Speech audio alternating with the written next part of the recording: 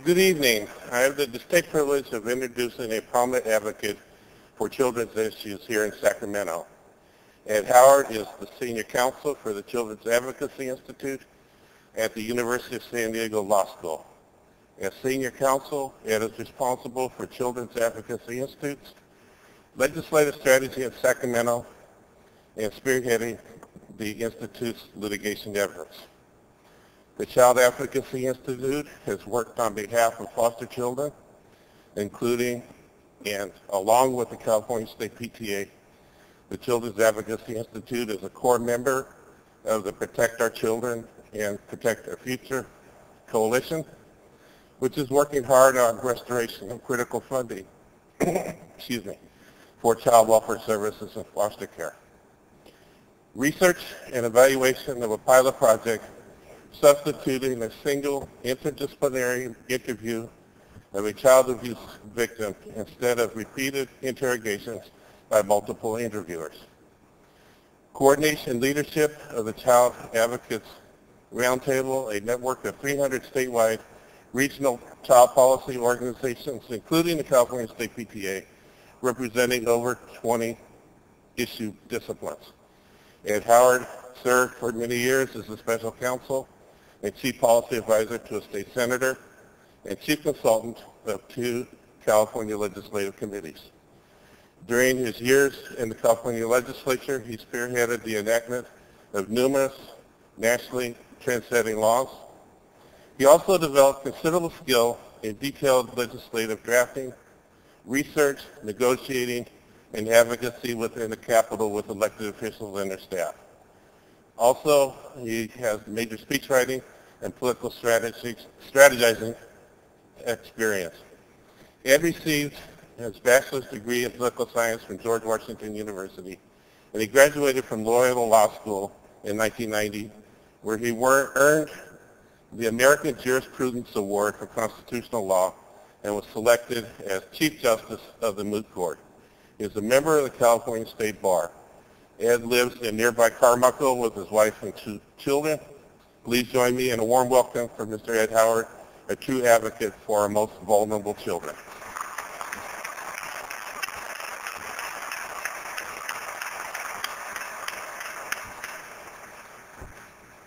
Good evening.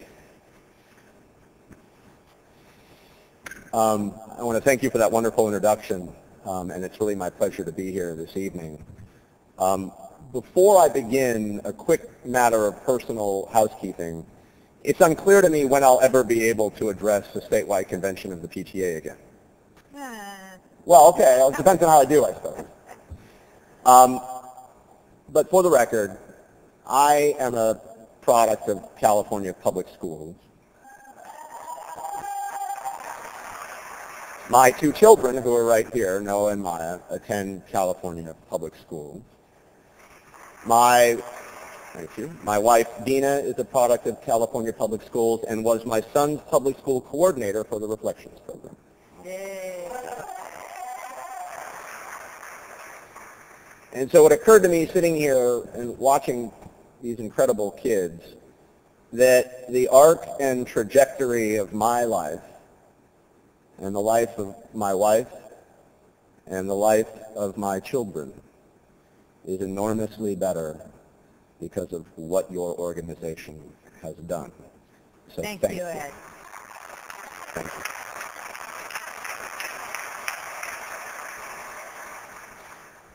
you. This evening, I'm going to talk to you about foster care.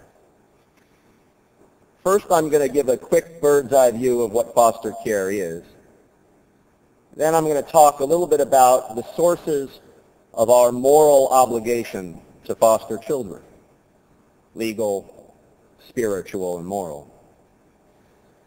Next, I'm going to go through and give a big picture overview of how well we treat these children. Next, I'm going to talk a little bit about why what happens to them. And finally, I'm going to talk about what you, the PTA, can do.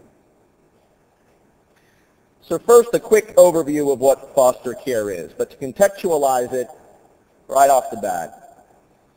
When we think about the enormous powers that we cede to our government, Certainly execution comes to mind, the draft comes to mind, but staring at my two kids in the front row, I can tell you that by far the most significant power that we cede, in my opinion, to our government is the power of our government to come into our homes and take our children away from them. So when we think about foster care, remember that at its source, this is a government program which incurs enormous responsibility because of the enormously invasive things it does to California families. Every child in foster care, uniformly, has been abused and neglected. And they are further traumatized by being separated from their grandparents, frequently from their brothers or sisters, their grandparents, their aunts, and their uncles. There are about 78,000 to 80,000 foster kids in California right now, and most of them are under 10 years old.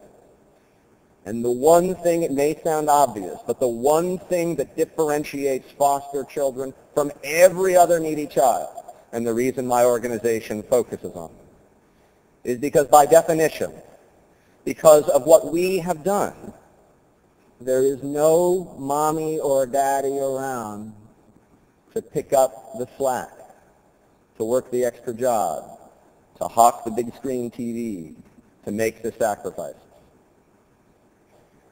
And remember, foster care, these aren't kids that are in trouble. These aren't kids in juvenile hall. These are kids who are in the system because of no fault of their own, mostly not understanding why they're not at home anymore.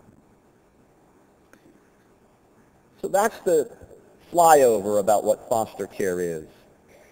I next want to talk about the three sources of our moral obligation to these 78,000 children.